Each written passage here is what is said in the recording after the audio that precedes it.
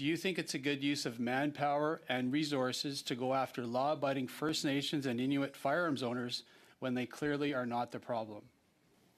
Absolutely not. And I'm going to ask you about using an already stressed RCMP resource to be used for what your members have already identified that aren't the problem. So what I have before me, and I pointed it out to you before we started today, it's a document, the Special Chiefs Assembly, December 6th, 7th, and 8th, 2022 in Ottawa, and the resolution is number 39-2022.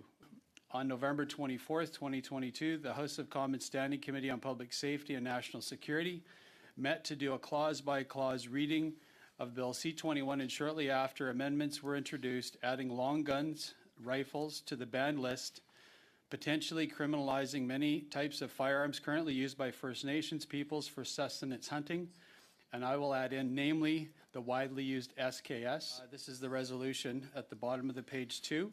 Therefore, it be resolved that the First Nations in Assembly, 1, publicly oppose Bill C-21, an act to amend certain acts and to make certain consequential amendments, firearms, which potentially criminalizes long guns or rifles used by First Nation peoples in exercising their Aboriginal and treaty rights to sustenance, hunt, and harvest. Chief, do you as an organization still oppose Bill C-21 and the resulting firearm confiscation program, yes or no?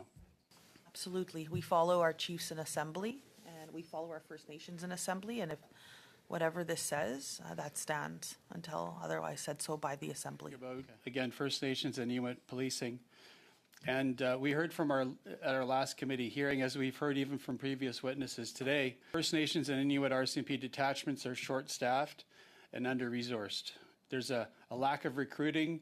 It's been well known, and it's very challenging for remote communities, as you just mentioned. I've been up and traveled extensively in Yukon and Northwest Territories and Nunavut, and see that firsthand.